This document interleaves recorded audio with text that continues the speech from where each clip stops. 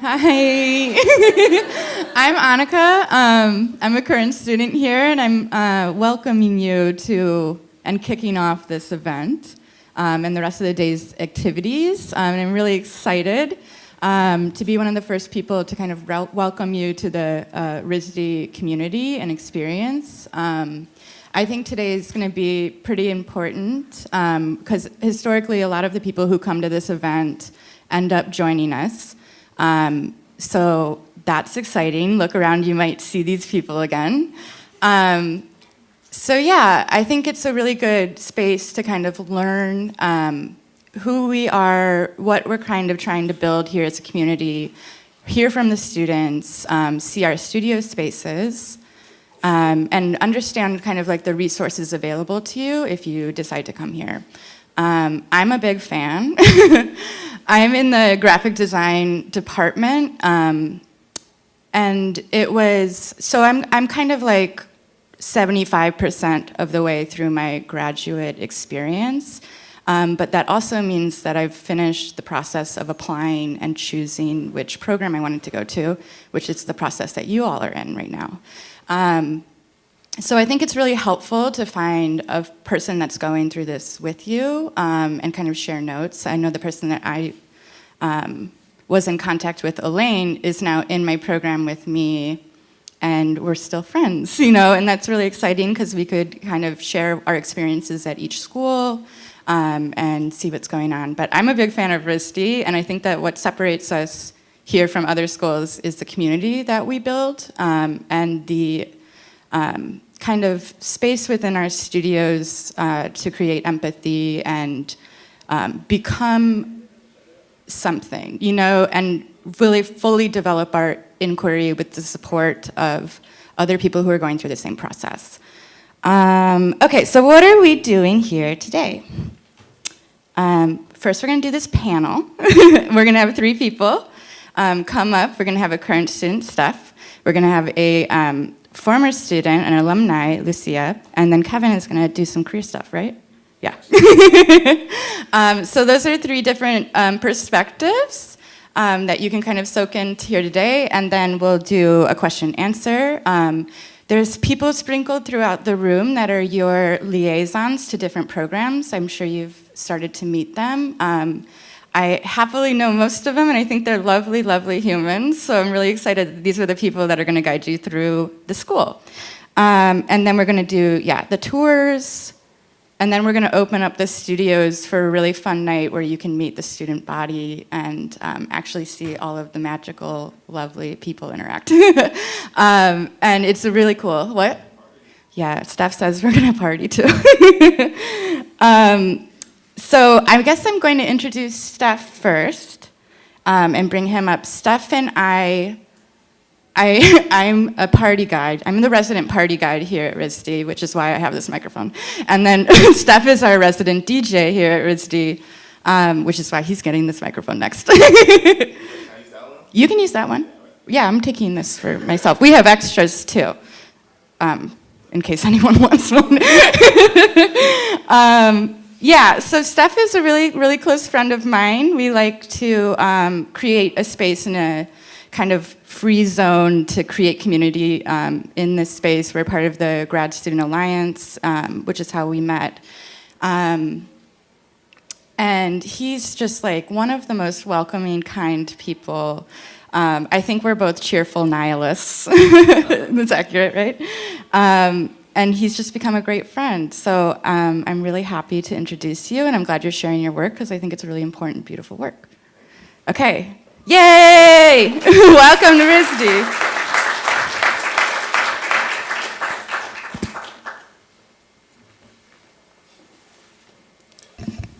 These mics be like extra strong sometimes, so. Alright, can I hear you good? Nope. Did I break it? Do you want my mic now? Yeah, I think it's broken. I think I totally just broke it. I'm reluctant to giving you this. Yeah, I might break this one too. Wait, you got me? There's a button in the front.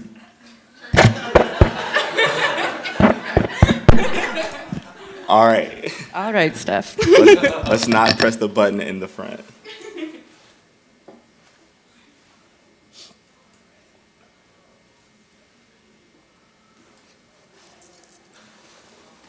So yeah, like what Annika just said, I'm a student here right now. I'm in the photography department going into my second year. Uh, so I just did want to take a little bit of time to welcome you guys to Providence. I know you guys are coming from like a lot of different places. So yeah, thank you for like coming and you know taking your education seriously. I think that's important.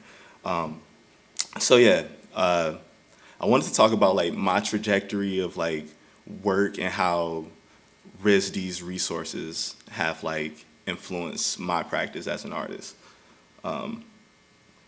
So I come from Detroit, Michigan, and before coming out here, I had a very interdisciplinary practice when it came to art making. I've done a lot of like beat making, like music, sound pieces, video, sculpture. So I had a really wide range of media that I worked with, and that's kind of one of the main reasons I chose RISD as a place to continue my education, because I felt like it was a place that had all the like resources and facilities to make a summation of like all this different work that I was working on. And first when I got into the photography program and started my studies, the first thing you kind of think about in the back of your head is like this thesis coming up, right? You have 2 years to like create this project.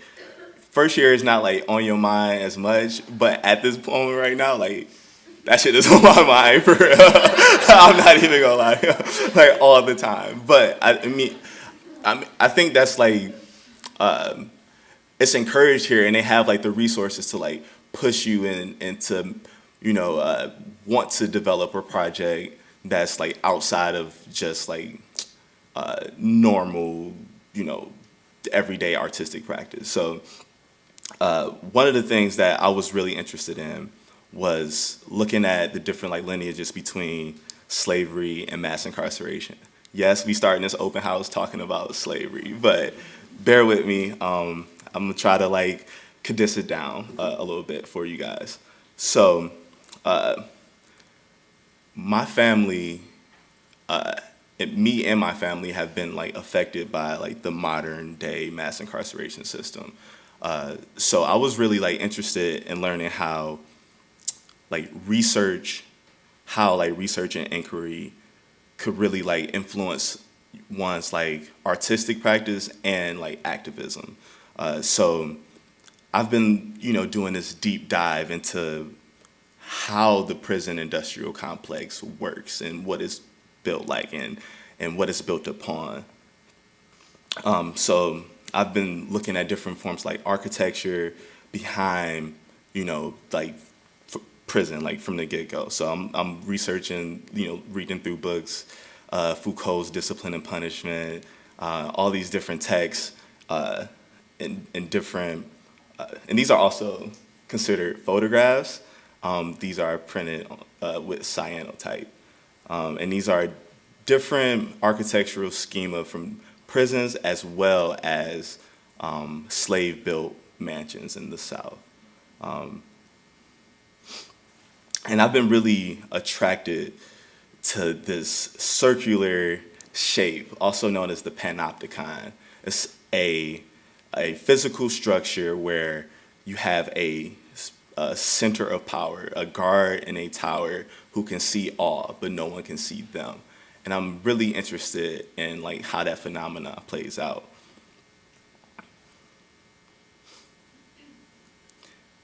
And this is, a cross section of the panopticon structure, laser cut into granite. So I had the idea of, like what if I could subvert this panopticon, right?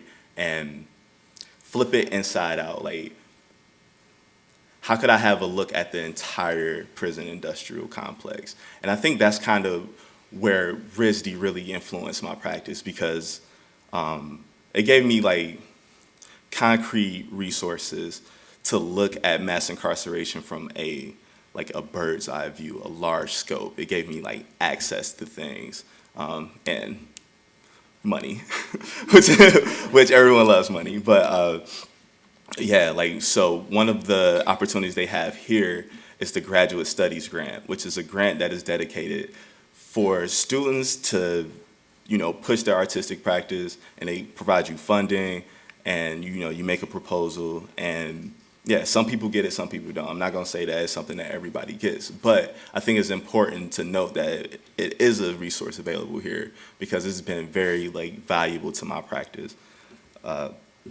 So with this idea of subverting the panopticon, I traveled all around the country looking at different prisons that were actually built on this structure and looking at all the things that are contingent around the prison industrial complex.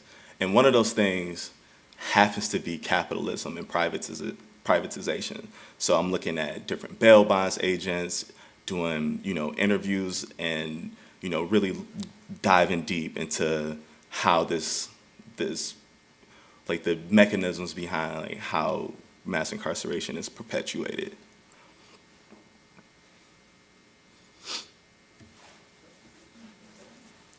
Yeah, you can get married in jail. So lovely.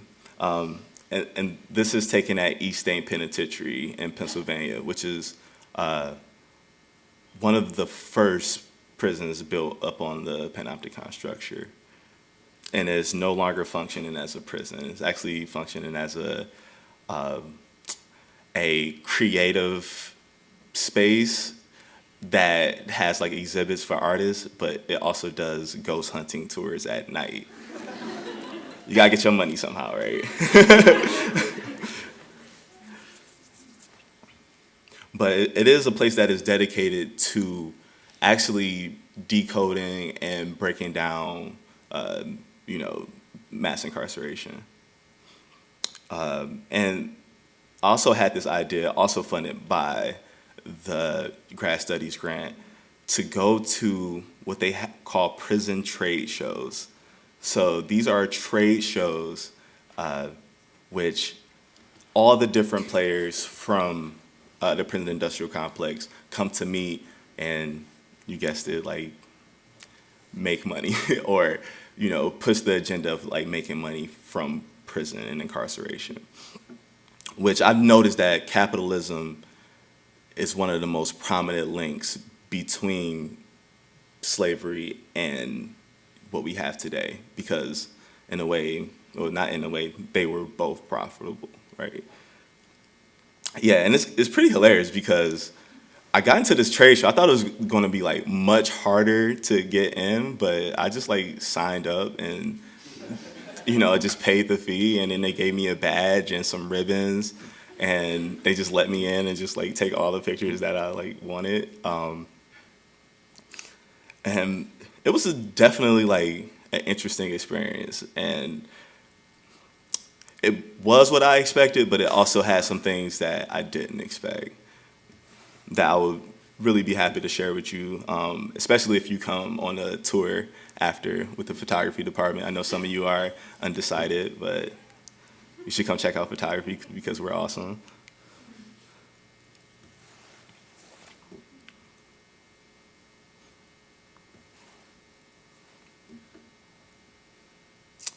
CoreCivic is one of the largest private prison corporations. It's a duopoly in place right now with CoreCivic and another group called Geo Group, who basically own all of the private prisons in the country.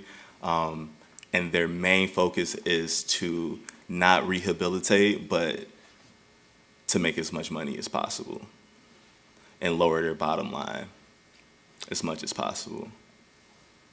And they also, it's also a political event where, people are running for different offices within this organization.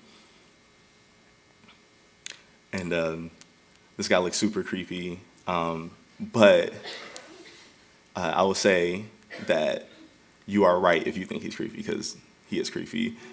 He owns a company called A Sophie, where they study prisoners' dreams. And their tagline is, "Be free in your dreams." Yeah, that's what I'm gonna say about that. And this is he gave me all his slides from his slideshow. And what makes it, like, this is one of the slides, but every single slide has this giant owl on the side, like through the entire slideshow. It's like 50 slides of this owl just like peering into your soul. And you can see the Dreamosophy booth is situated next to the FBI booth, which is also situated next to the Razor Wire booth, who makes all of the barbed wire for the different vendors. It's a lot of security, sales going on, and it's very like transactional, and I think it's like pretty ironic that it's called a prison trade show, because I mean, I can think of another time where black life was traded and bartered for in this country, and it's pretty similar, and I think it's pretty just upfront. They also have awards here. So they have the prison awards where they award different correction officers and other people working in the incarceration system. And yeah, I thought it was like not only an opportunity to create new work, but it was, definitely a great research opportunity for me. And like, the GS grant like made it like pretty feasible and like possible for it. It was like a lot of stuff that like I wasn't able to get, and I got hung up and lost like some money, and it didn't go exactly how I wanted it to. But I will say it feels way better wasting somebody else's money than your own. So yeah, so that's where I'm at, like, at this project. I mean, obviously, like, I have 10 minutes. It's a lot more to this project, right? It's a large scope, and I'm using different media to identify these different links between, like I said, slavery, Jim Crow, mass incarceration, and how capitalism and its role plays out in oppressive systems in, our country and our environment. So I thought I would like just end on showing you guys a video that I feel like can kind of like bridge the gap or like link those two things. And so yeah, thank you very much.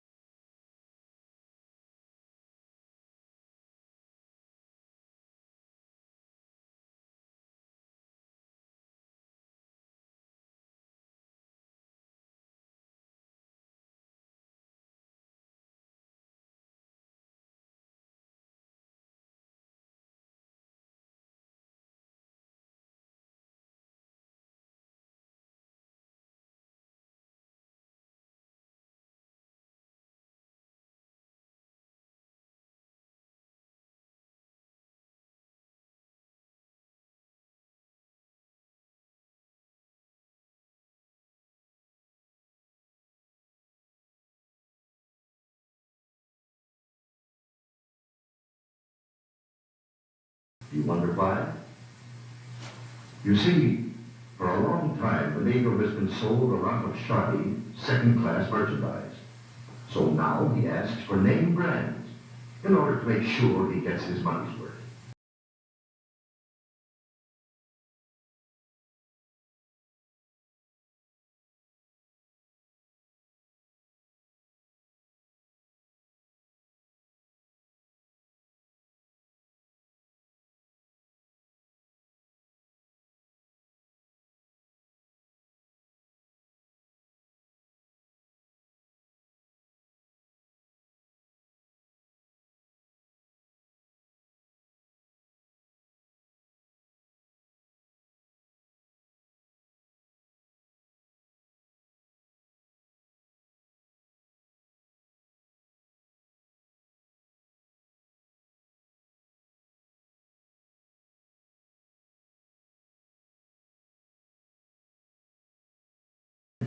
because he's had experience with cheap merchandise.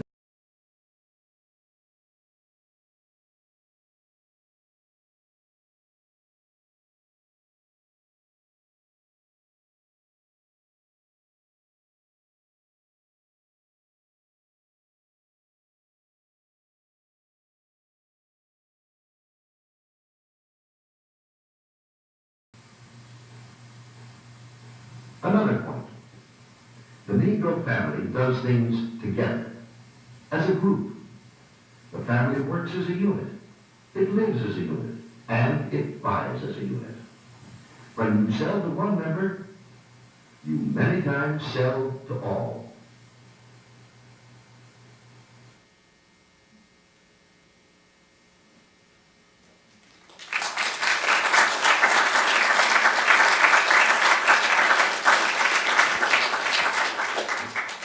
Thank you, Steph. That was lovely. I think it's really important that you are able to make this work and you feel comfortable in this space making this work and challenging the institution and really inspecting its vernacular and what it's doing. So yeah, thank you again, Steph. Next, we're going to bring up Lucia. Lucia is an alumni here. And we're really excited she's back to kind of talk about the experience after RISD and what she was able to do here at RISD. She worked a lot in the Nature Lab, which is a really cool resource that we have here, and I just started using. So I'm in there a lot now, and we just talked about how nice they all are. So are you guys ready? So yeah, let's welcome Lucia. Hooray. Woo!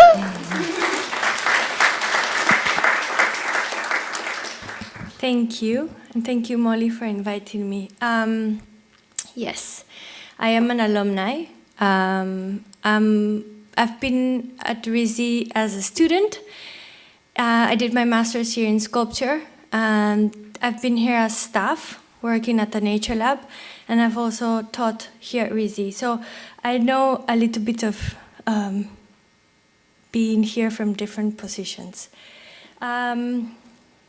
I'm Peruvian, so I didn't have a chance to come to this kind of event when I was applying to RISD, but back home in Peru, I was working on art and science collaborations. I had an art practice, always very interested in the way people relate to nature. My focus is on plants, how we relate to plants. But back home, I had my art practice, and I also taught science to children, K through 6, and worked with a lot of environmental organizations in bridging both the arts and the environmental just concerns. So I was looking for a grad program. Am I too close? Is this okay? You're doing great. I was looking for a program, a master's program that did art and science collaborations, and I was finding some things around, but then I learned about RISD and the Nature Lab, and even though there wasn't a program specifically for art and science, at that time, the Nature Lab seemed like the perfect place for me to do both of the things that I was already doing in Peru, and there was also a lot of STEAM happening at RISD. Especially at that time, promoting the integration of art and design within the STEM fields. So I thought that would be a great place to visit. So I came in 2015. And then I never left. So second day I arrived to RISD to do my master's in sculpture. I don't know if I mentioned it was sculpture. I had done my bachelor's in painting in Peru. Second day I arrived to RISD, I went to the Nature Lab, and all I had seen was the website.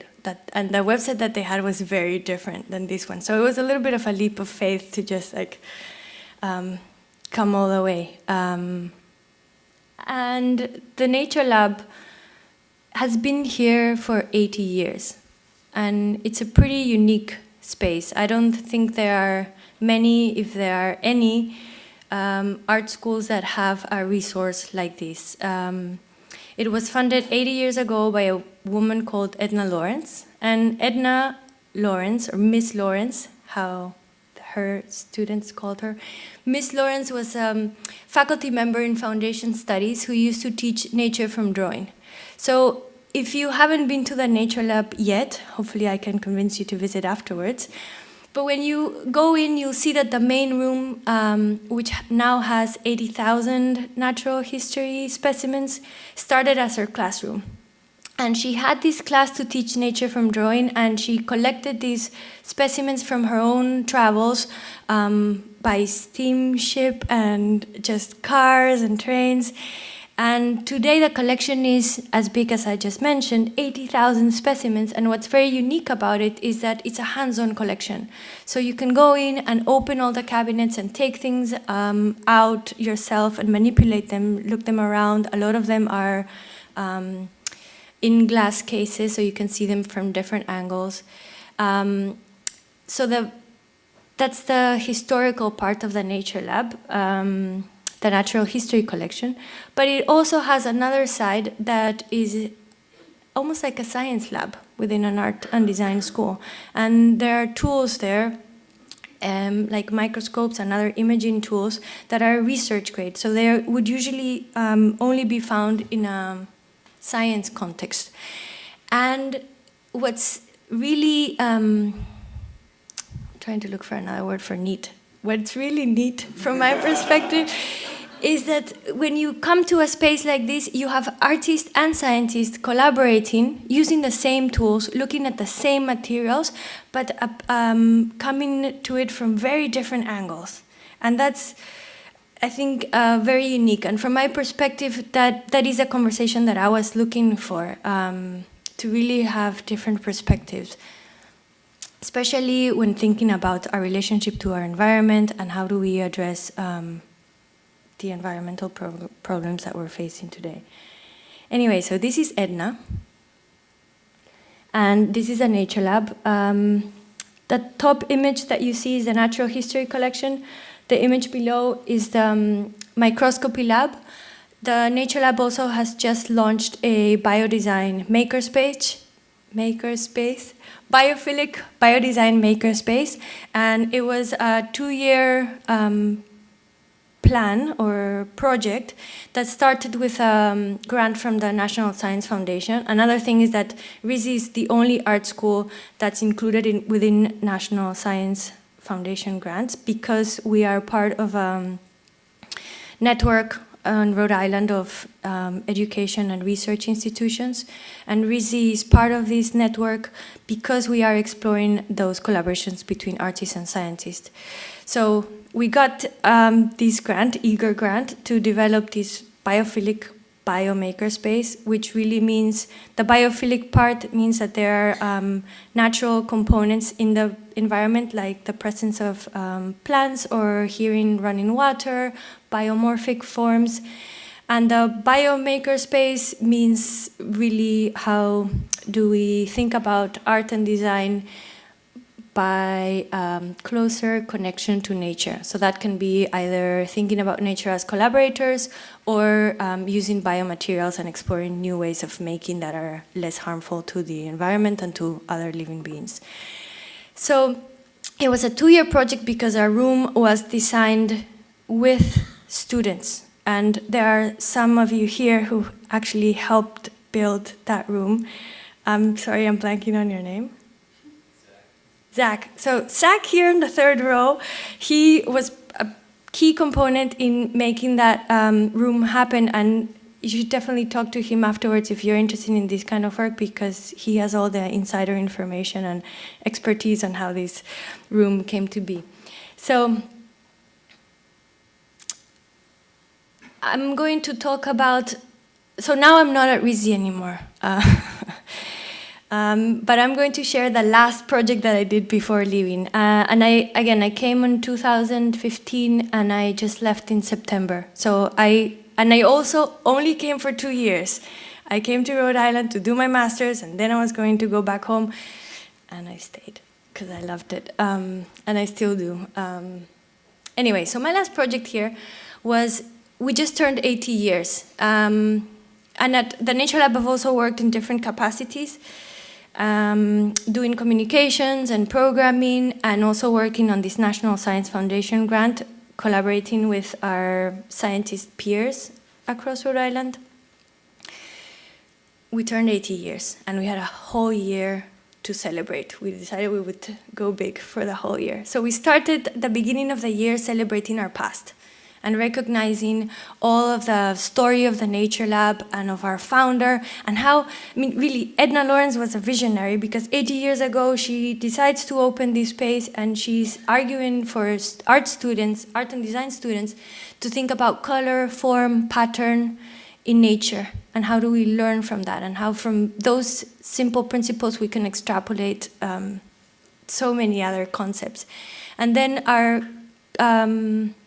current director of the Nature Lab, Neil Overstrom, I should also mention that the Nature Lab is half our team is scientists, half our team are artists. So we're kind of practicing the collaboration ourselves, when not only talking about it, but also having to be needing to practice it every day. So under the current director, Neil Overstrom, not only have we had these NSF grants, but also I know what I was going to say. The NSF grants have funded some of the research tools that we have. So these principles that Edna Lawrence had about form, color, pattern in nature can now be explored through different imaging systems. So we have a scanning electron microscope that can scan 40,000 times. So it's kind of like a 2D surface then becomes 3D, and you can navigate through worlds. And then we have high-speed cameras. So all these other imaging systems that allow us to look at those same principles that Edna was talking 80 years ago, but with different technology. And maybe think about patterns within populations, because we have GIS systems, and then go all the way down and think about structure within a feather, or how, I don't know, iridescence happens in insects. Anyway, nature is broad, so you can find your own connection if you want to. So along those lines, we started with past, we celebrated present, and then at the end of the year, we wanted to celebrate future, and what was the future of Nature Lab, and how we understand its importance within an art and design school. So we curated a biodesign show.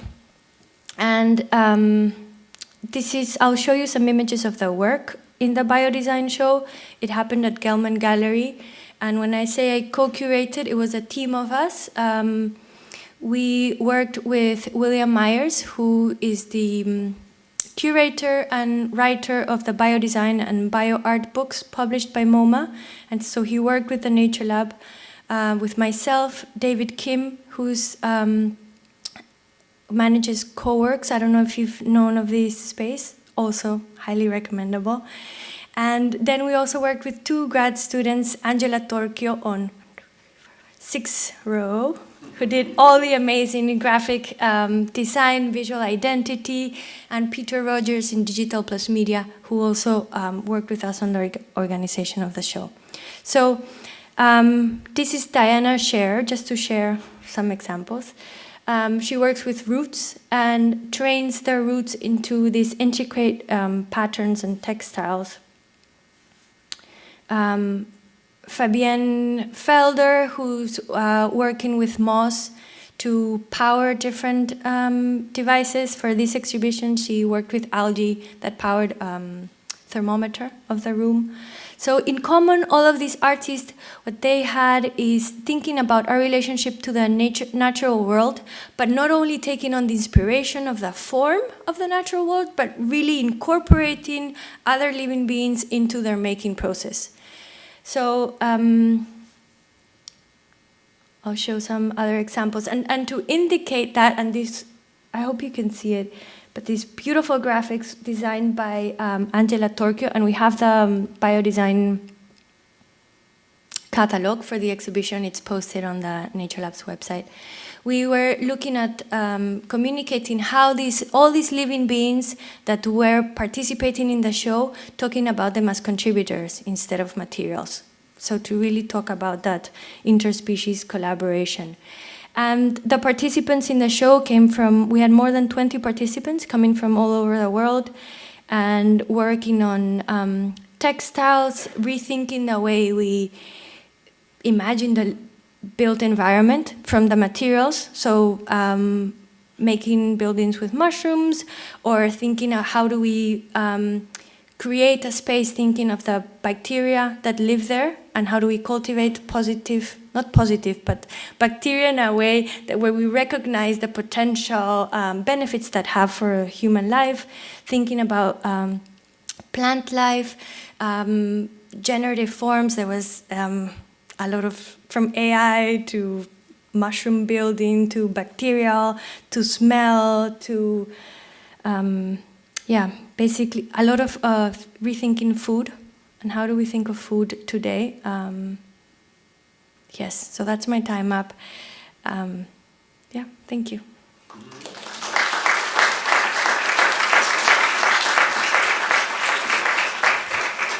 Thank you, Lucia. That was lovely. This is all just reminding me how many resources I use at the school.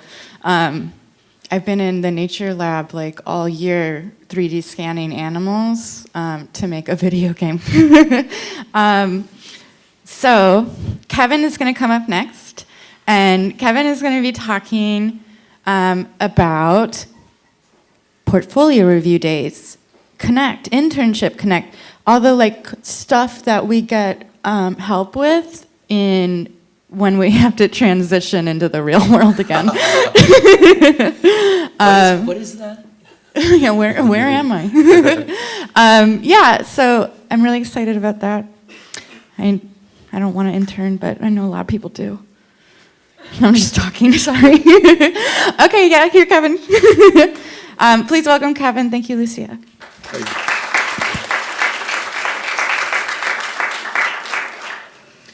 Thank you so much. And again, my name is Kevin Jankowski. I'm the director of the Career Center. I do have a touch of laryngitis, so if my voice gets a little crackly, just bear with me. And the Career Center at RISD is incredibly dynamic. We have amazing resources, and I want to take you through those resources so in the 2 or 3 years that you're here as a graduate student, you understand what's available to you. I know for so many of you, going through an undergraduate program, you might have some experience with your career centers, but you're making a transition and going to grad school now, and you could be pivoting from one major to another major or enhancing your studies and degree. And what do you do with the combined education? And one of the things we find at the Career Center in that pivoting is you often have to adjust your materials, your CVs, your resumes. You have to rethink how you're positioning yourself for grants and fellowships and for work in the professional world. So let me take you again through our resources, and you'll get a good flavor for all of this. Quite a good place to start, back to something Steph mentioned earlier, is money's a very good thing in helping the creative practice. So gaining grants, gaining fellowships, gaining residencies is something that we put a lot of focus on through the Career Center. And our career site is called rizzycareers.com. We're actually redeveloping our site, which will relaunch in February. But when you're at the career site, you can find, and you can look at this, at this time, a lot of our resources are all open. They're not password protected. So you can see the grant and residency resources, again, right at the career site. Over a period of about 10 years, we've been bookmarking a whole range of resources for you, but our grant and residency and fellowship database, you can see here, is up to 665 listings. I can tell you, you can Google and look around for other databases.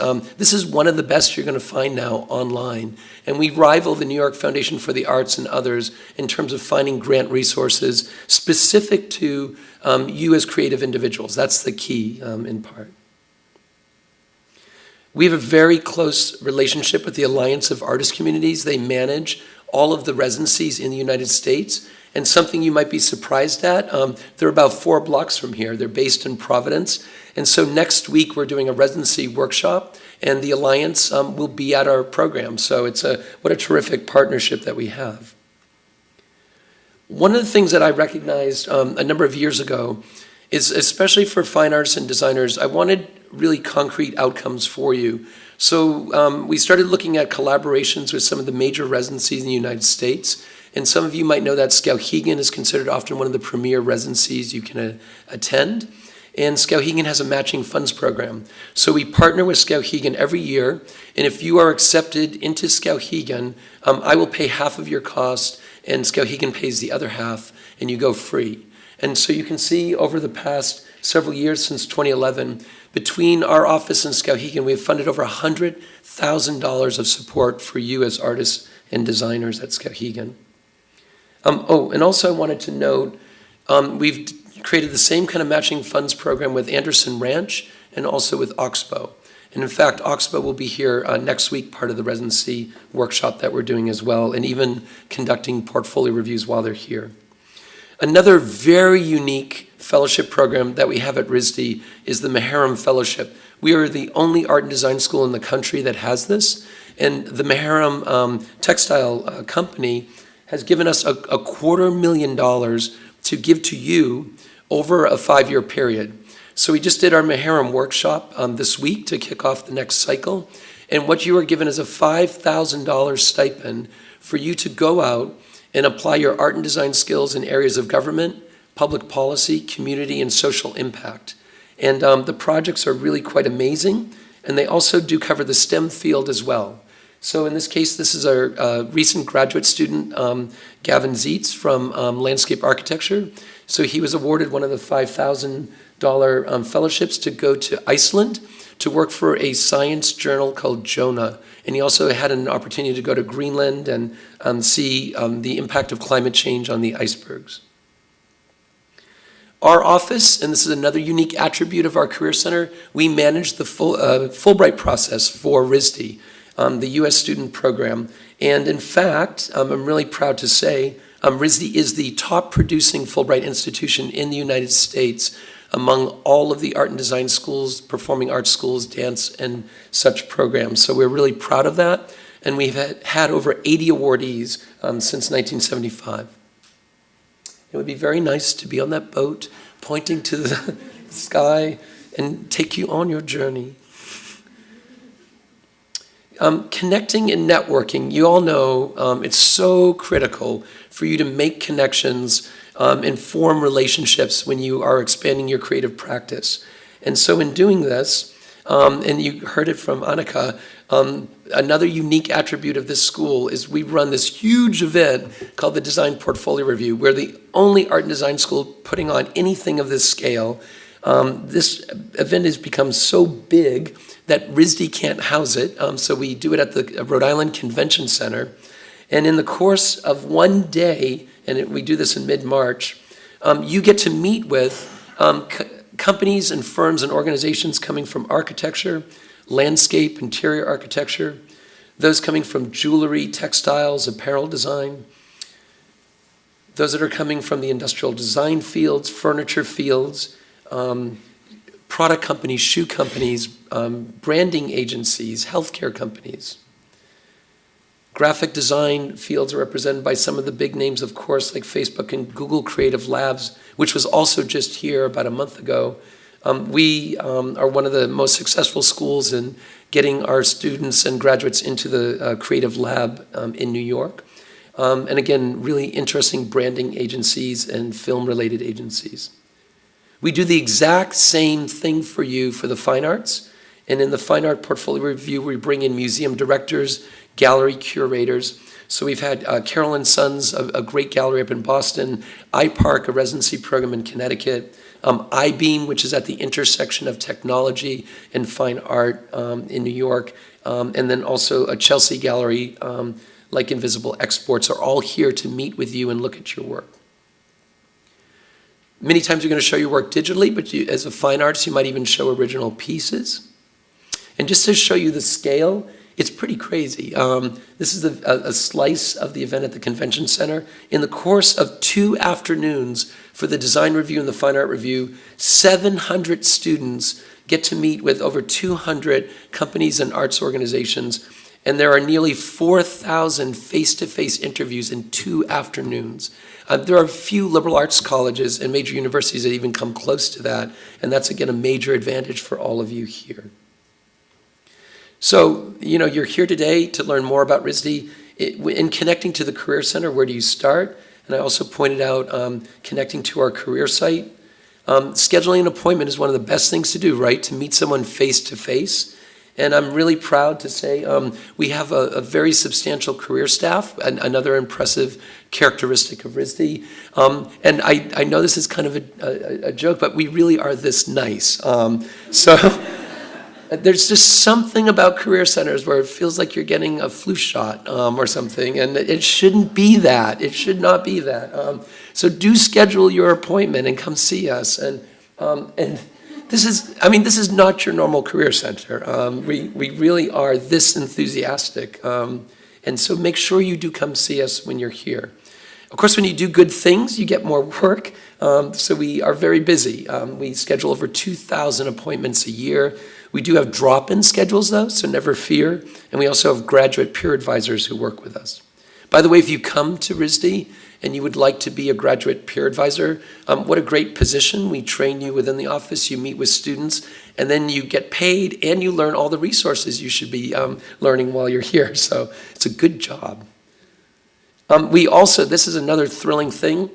2 months ago, we moved into a brand new facility, which is quite amazing. This is the presentation space, and that in fact is Adidas. We have major companies come in regularly. In the past month, we've had Apple, Adidas, Facebook, LinkedIn. We've had Keen Footwear. It's just been incredible. And those presentations are attended often by over 100 students. You know, it goes without saying, you know, when you get a great opportunity, you want to be ready for it and you want to be prepared. So, of course, like any career center, we have lots of resources for you. We also have career tutorials that are online 24/7 if you need to tap those to help you out. And they walk you through a lot of our resources.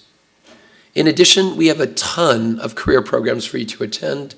So you're going to get blast emails from us. You'll see the posters around campus. Just to show you a sense, and you will get a blast email at the beginning of a semester. You can sign up for a program. You'll get a blast email at the beginning of each week for the program. When you sign up for the program, you'll get a reminder email. There are posters around campus, and then I knock on your apartment and bring you to the program. So it's a concierge service. Our programs are often really interactive, and this is the New York Foundation for the Arts doing their artist boot camp for us. I was literally on the phone with them yesterday coordinating the program that they will do for us this January. So this is the program they provide in New York, and they come to RISD and do this at RISD, which is just terrific. We put on over 30 programs a year, and we also get into your studios as well and give presentations. Facebook, you know, you can have varying opinions about different social media. However, if you are lurking on Facebook, we have a very robust Facebook page listing internships, jobs, tips, and career programs. We're also very active on Instagram, posting all the same things there as well. So you can already start to follow any of these resources if you like. We also have a very dynamic portfolio program called RISD Portfolios. It's hosted by Behance, which is owned by Adobe, and some of you may be on the Behance platform. You know, what happens here, you get to see creative output at RISD in real time from all the different majors, industrial design, from textiles, from the architectures, from painting, printmaking, graphic design, sculpture, it's all there. And we now have over 6,000 student and alumni profiles are at RISD Portfolios. Many companies and arts organizations go there looking for talent, and that's a real quote. Person who landed a job right just by posting their work, which is terrific. Speaking of jobs, we have a very robust job board called Artworks. And at Artworks, when I did this search, there are nearly 500 postings at any given time. So again, postings may come from, in this case, you know, from Reebok, which was also just on campus. We are seeing more and more science companies, healthcare companies, financial companies are also coming to RISD. We have many art postings, so the Harvard Art Museums had an internship posting. Branding companies like SY Partners, architecture firms, big ID branded companies like Kohler, science organizations like the Museum of Science in Boston, Artsy, And then also even local, not only local alumni, but alumni are posting there all the time as well. So we normally have about 1,500 internships in our database, and we post over 4,500 jobs each year through that database. And finally, I'm going to end about business and entrepreneurship. Once again, at the career site, you can find lots of resources there. Every other week, we blast you a newsletter called Entrepreneur News. We do the same things for grants and fellowships, and we also do the same thing for internships and jobs. So that's another way you're going to learn about these opportunities. RISD has a student-run club called eShip. I just met with them a couple hours ago. They are launching a incubator this year called Upstart, and they already have seed funding of $13,000. They're hoping to increase it to $50,000 or up to $100,000, which is pretty cool. And so if you are developing a venture, you can already start to tap eShip for that. We just did the Art of Business Bootcamp last week, and that helps give you further business skills, licensing, pricing your work, marketing yourself. We, again, bring in NIFA to do this as well for fine artists. And then every other year we do Mindshare, which is our TED-like conference to show you RISD businesses, like Eckhouse Latta. Some of you might know of this apparel company that's been quite successful.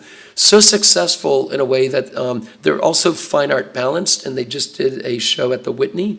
And you can see that one of their graduates came out of sculpture, another came out of textiles. I also participated in a collaboration with Harvard's Business School. And in this collaboration, if you want to take online business courses at Harvard and you're on financial aid at RISD, Harvard will actually give you their scholarship money to take their course. I love Harvard. They have given out $27,000 in scholarship funding for RISD students to take their courses in business. This is our second year doing it, and it's been very successful. Also, in the past 2 years, my office makes up the difference. So every RISD student who's completed the program has gone free, which is awesome. And then we run the Kickstarter page for RISD. What a great place for you to see a lot of terrific projects and initiatives. So Ali Agosian, who was a master's degree candidate in digital and media, needed about $3,000 to go to the Arctic Circle, and she raised just about what she needed, $3,500. Some of them go viral. So Lucas here had a very ambitious goal of raising $35,000 for his project. He ended up raising $200,000. Wired magazine picked it up from the site, and it went viral, and he still has his business in Providence after graduation. And then some of the alumni and some of the students will raise funds through Kickstarter to have exhibitions. So this alum raised $17,000 for this exhibition they were putting on.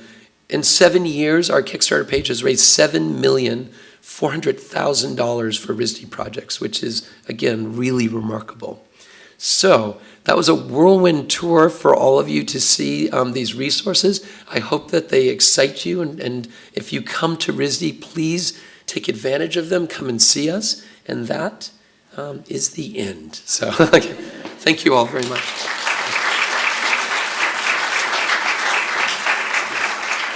Thanks, Kevin. That kind of inspired me to start applying to more stuff. Remember all the monies there. Okay, so next we're going to do a question and answer with your liaisons. Is that right? Yeah. So liaisons need to come up here. I know you're out there. And then we got some mics, and we'll just talk. And if anyone has any questions about like resources, the student experience, yeah, come on over. What we do in our free time, what we do in our studios. Oh my God, it's broke. No, turn it on. Come on up. So I guess we'll kind of like run stuff back and forth. Hi, everyone. Hi, it's all my friends. This is so cute.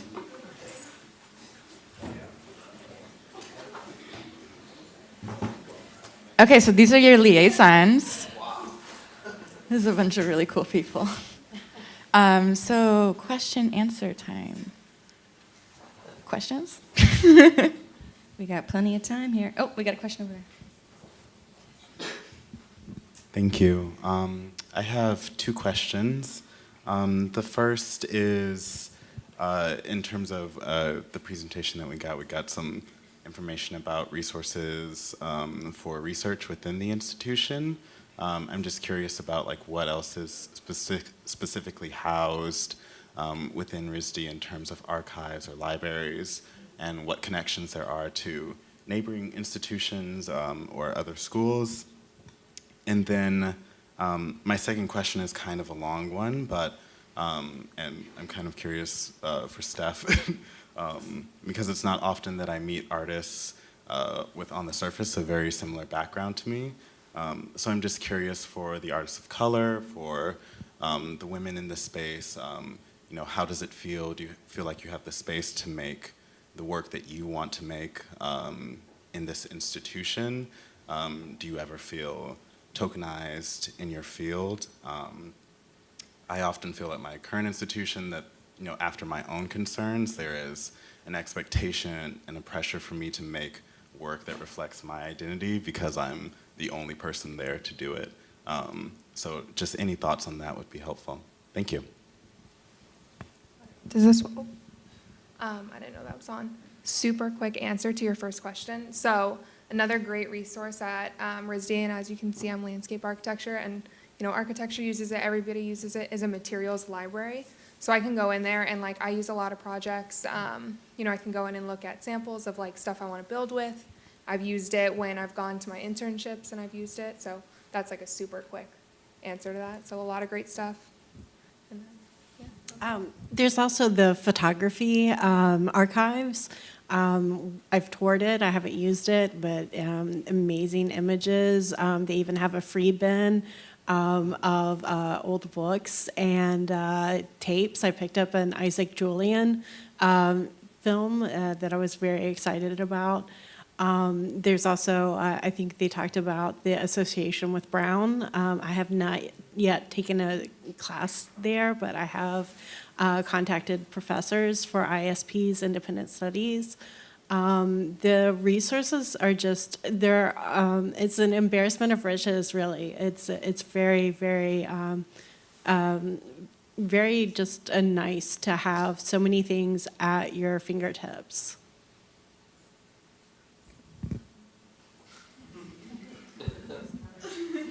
Like down there. Yeah, we got some mics. Yeah.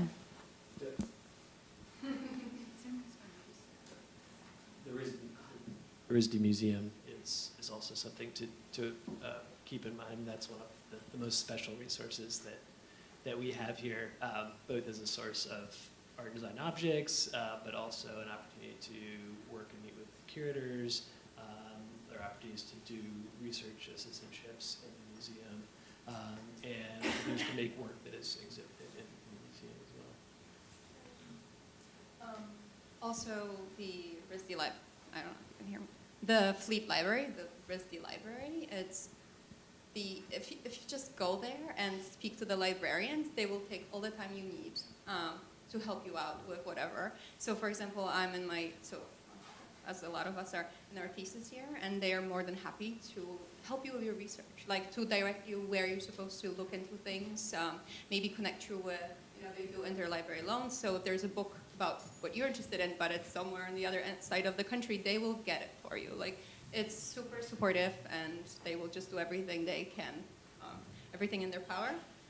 Also, there's a Center for Arts and Language, so that's another resource you can go to, and even just to bounce ideas, at the same time maybe learn to present your work. So there's, if you just need anything, you just talk to people, and you'll find like a great resource that will be just perfect for you. I wouldn't worry about that.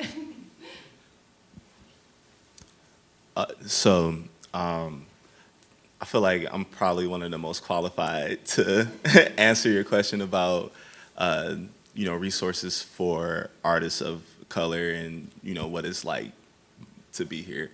I'm not gonna lie to you, right? It's a lot of that stuff isn't automatic as with a lot of other institutions. So a lot of these things aren't like set up in place. However, I will say that RISD does have like the opportunities and like potentials to make like this place a more inclusive environment. Like they've been doing like pretty like specific like augmentations to like their hiring practices to get more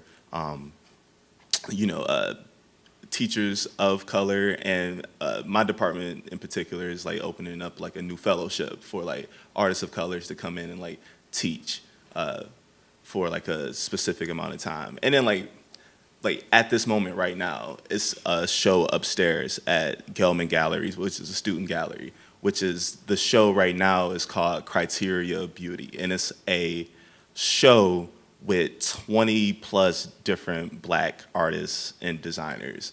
But it was something that we had to like pitch and apply for. But there is a lot of different organizations on campus. Like it's a group called BAD, which is the Black Artists and Designers Group. And it's been really like important for like me and what I do.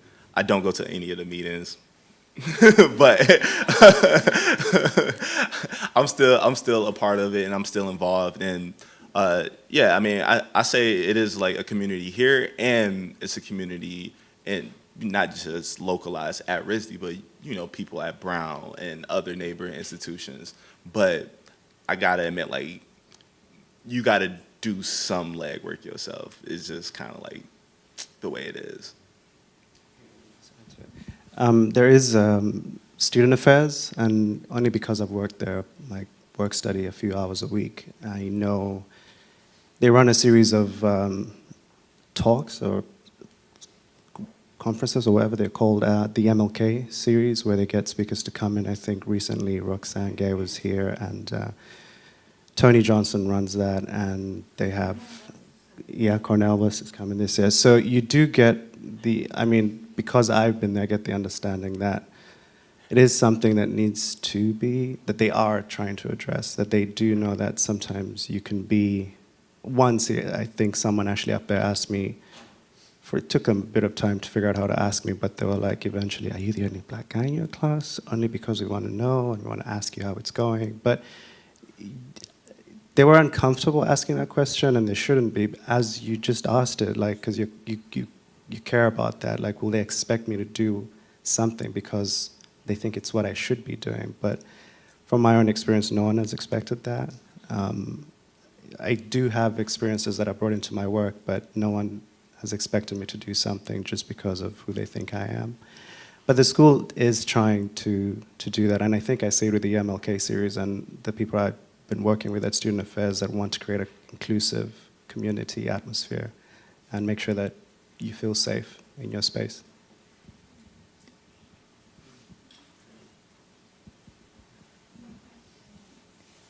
I want to add to that and second what Steph was saying about the legwork. I think it's all up to you in both, in the research and in the resources and in change. And not only here. So my guess will be that that would happen in any school that you go, that there's some work to be done. I mean, clearly, right? There's some work to be done. So I think and there is a lot happening here, and it's mobilized by students. And not that the school is not open, but really it's where the need is at. And students are being very vocal and are mobilizing and are finding ways, I think, to organize and to make those spaces for the change that they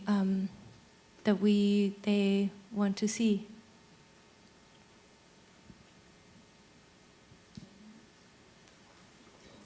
All right. Sorry. Question back here. Yeah.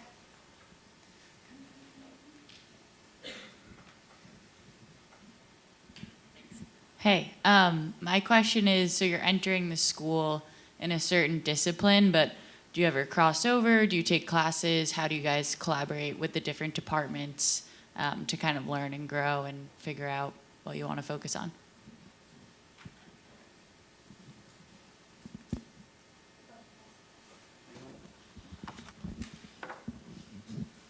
All right, so as I mentioned, I'm landscape architecture. I came in as landscape. And like this semester, it's my last one. I got placed in a studio that also incorporates the ceramic studio, and I'm not gonna lie, I hate ceramics. It's not my thing. And I love it now. I absolutely love it. I go over there all the time to do, the work I need to do.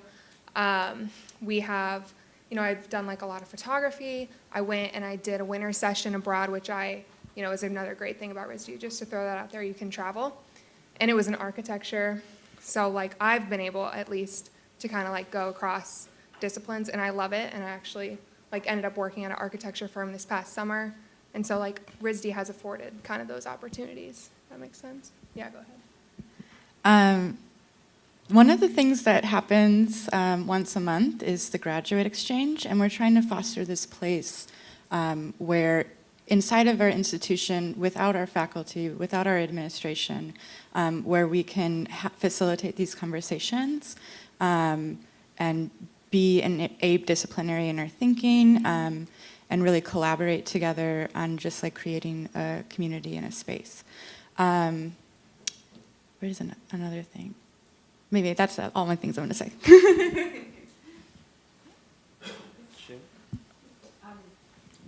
Just briefly, I'm taking a workshop with ID. I'm digital media, and so just in little ways, there's opportunities to like reach out and find other students that are doing things that you may not come across in your regular day-to-day activities. So there's definitely an opportunity to do other things. And I think there's a big sort of movement towards interdisciplinary and really sort of work. So I'm in interior architecture, and last semester I did a studio with ceramics and architecture, and it was a sponsored studio, and we got to go to Morocco. And so if you go into the Fleet Library, you'll see some of our work in there. And but again, it's like what you were asking about. If you're interested in something, seek it out, and most likely you'll find it. And yes, winter sessions are perfect if you want to sort of find out what else is out there, because these are just shorter classes you take during winter, and anything is game. So I know a class that I was involved with in the winter was dealing with the biomaker space, and that was a lot of, that was people from ID, from industrial design, architecture, and digital media. So that's sort of a fun way to get introduced and work with other departments.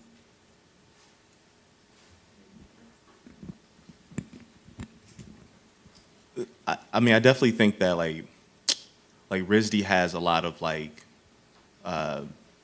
interdepartmental facilities, like CoWorks, which was mentioned earlier, is one of them, which is a digital fabrication lab that is not assigned to any department. It's like literally meant for you to, work with other people from different departments in this lab that houses, all the latest technology. So 3D printing, laser cutting, all those different processes. So like those facilities are great, but I definitely feel that one of the biggest things that you can get out of like RISD and like other departments is, I kind of approach it as like building a team.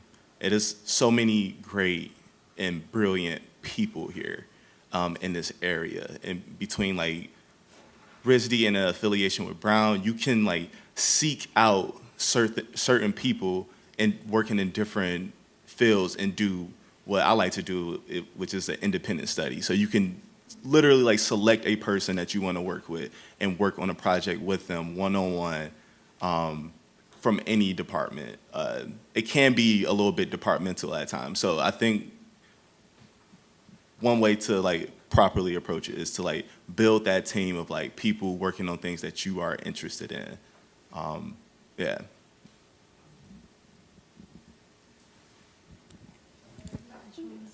I just wanted to also mention the resource of TLAD, which has been this developing, teaching, learning, art and design integration into whatever you choose to study here.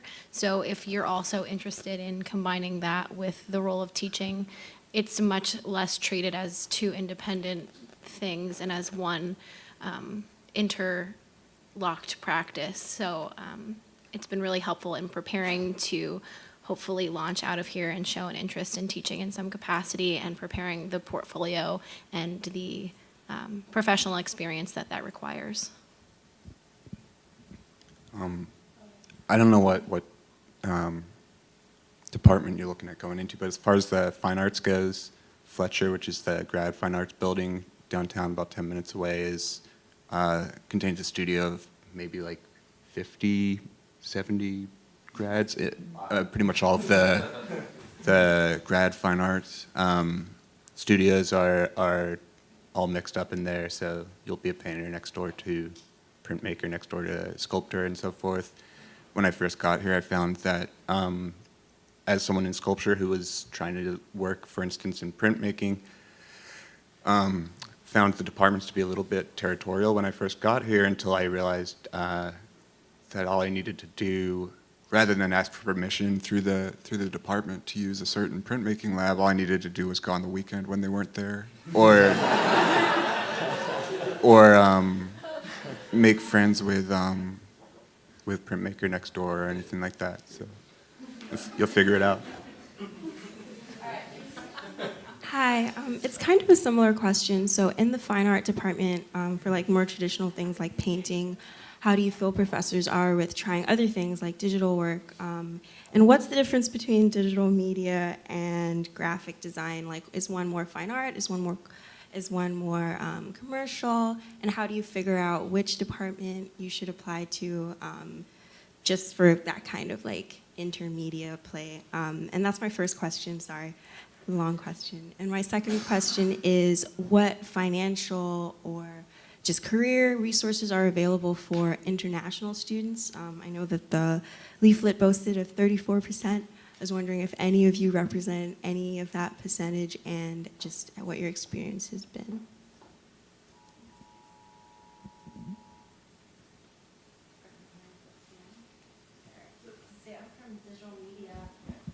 Yeah, I can start talking with that. But digital media is more the fine arts end of the art and technology intersection. I was talking to someone a little bit before, and it's kind of not even focused on one certain media. It's more the theories, I think, that we explore of technology and how you affect it, how it affects you, and say like the systems that are built up around technology, or even like governmental type systems. We explore a lot of, in say like our text landscapes class, how landscape affects you, how you live within it. It's very exploratory and research driven, more so on the process and maybe not on, say, a product, which I can't speak to the graphic design department, but that might be a little bit more in what they do. I'll let someone else speak for that.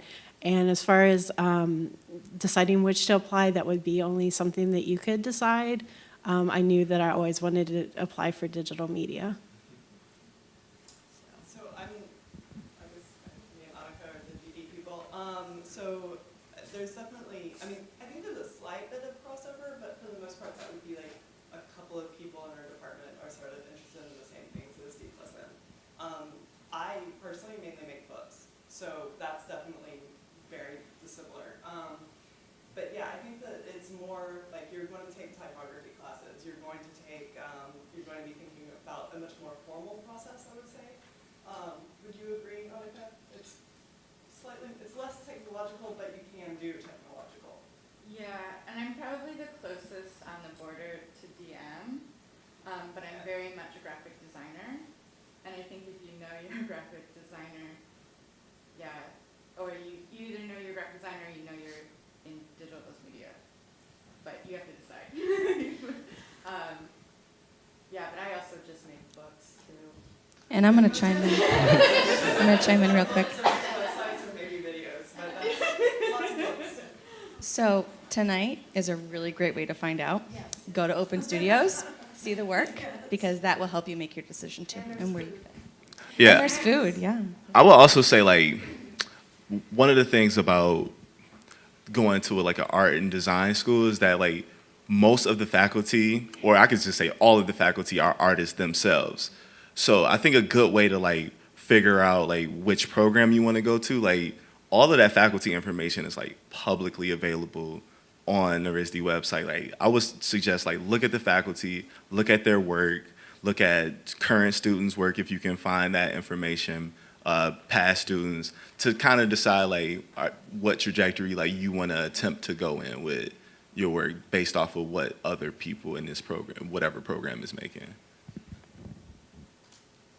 I think I'll answer your second question as well. I'm from admissions, by the way. Hi, everybody. So can I just see, for a show of hands, how many of you guys are international students here up on the panel? Okay. Well, that's strange, actually. So we actually do have over 30% in graduate population. The 34 you saw was mostly undergrad, or our total population, grad and undergrad. But they have the same opportunities that our domestic students do. The only difference is for an international student, you can only work on campus. And then you do get at least 1 year of OPT if you qualify, so you can apply for that as well. So you have opportunities afterwards and during. Yeah, you want to add to that? On the issue for international students working in the U.S., in addition to OPT, RISD has just received its certification to offer the STEM, and this is right now in the architecture area, so architecture, interior, and landscape. It's my understanding in the coming years that industrial design and potentially even graphic design will be considered for this. What does that mean? If you're unfamiliar with it, it gives you an extra 2 years to be here before you would need to decide whether you're going to pursue an H-1B visa, and that is a huge advantage. So again, we've just received that authorization, which is really fantastic.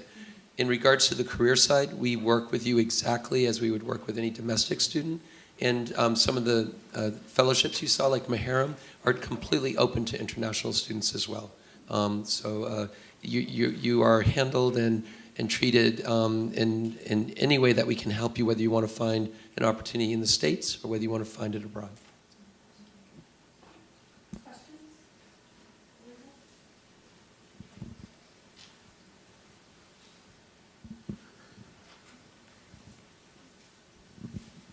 Hello.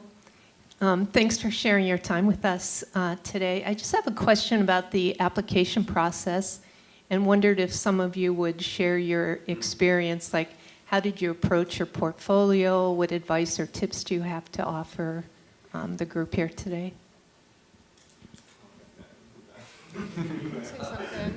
Hello, I'm Sarah. I'm from the Industrial Design Department. So I've been having some thoughts as people are asking. Before I get right to that, I just want to say, as far as diversity goes, our grad department, at least my year, is actually majority female, pretty close to 50-50, and more than majority international students.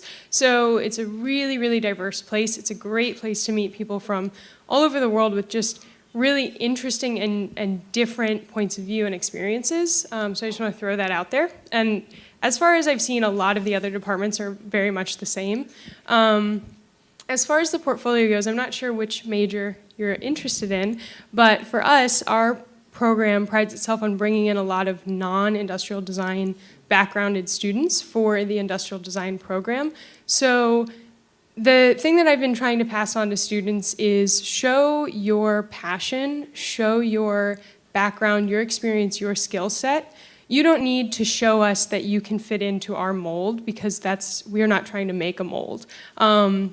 It's actually really important in the choosing process when we're going through students to look at people who will bring something unique, to make as diverse and thought-provoking and just collaborative a group as possible. So it depends on your major, definitely, but as far as this goes, if you're coming from one major and trying to switch, or even if you're going from the same major into a grad program, show your work experience, show your passion, show how you think and what you care about. That is way more important than the project you made in school or a project you made for work.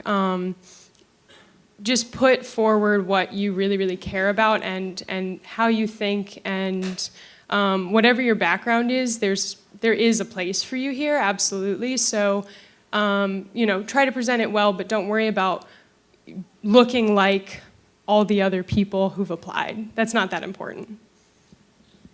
Don't do it the night before. Here, this one works. Okay, well, don't do it the night before. It's like kind of a system, and give it like a week maybe.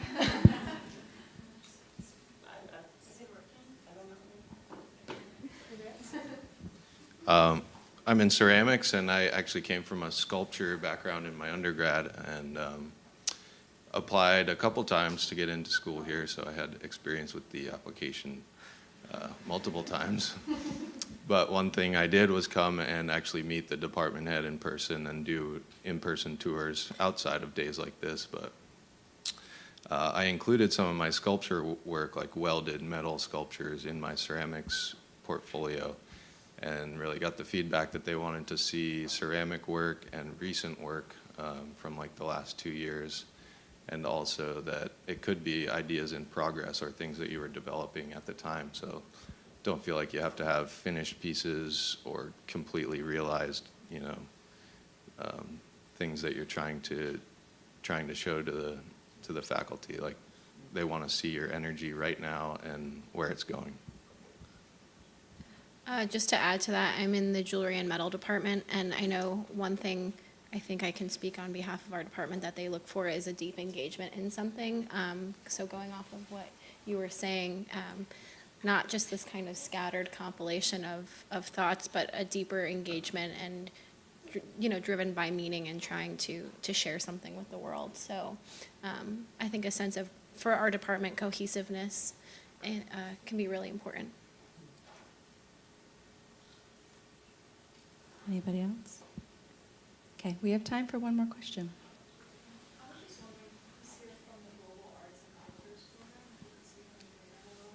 He actually just left the symposium, but you're going over to the symposium too, right, Talia? Yeah, Okay. I'm not in that program. I'm in the Nature Culture Sustainability Program, which is similar, but I don't know that much about the other one, so I don't. Right, it's under the same branch of Department of Liberal Arts, so she'll take you where you need to go today. Okay.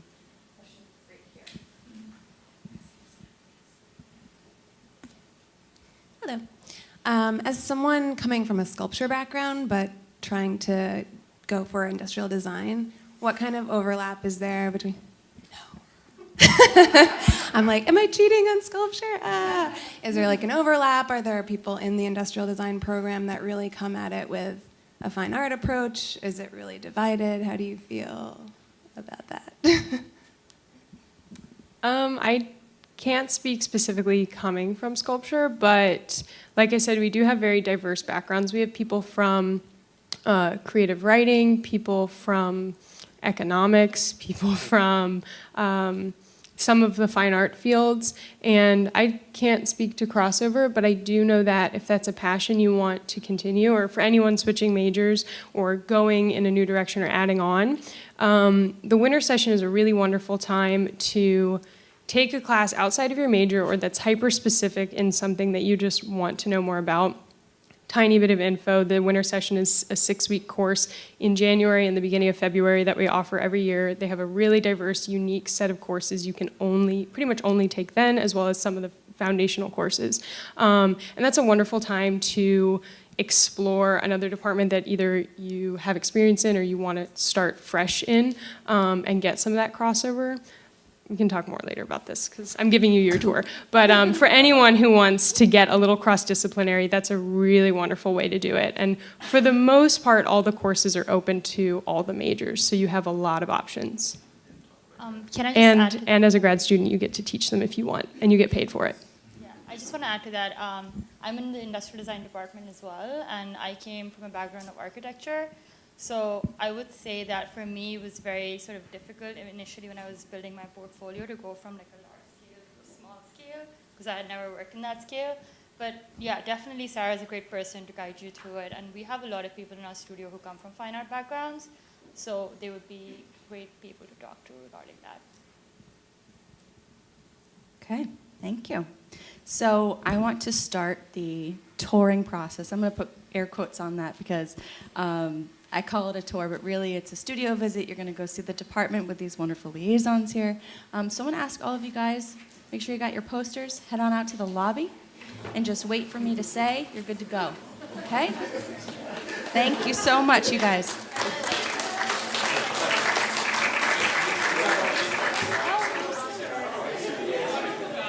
Audience, stay seated. Just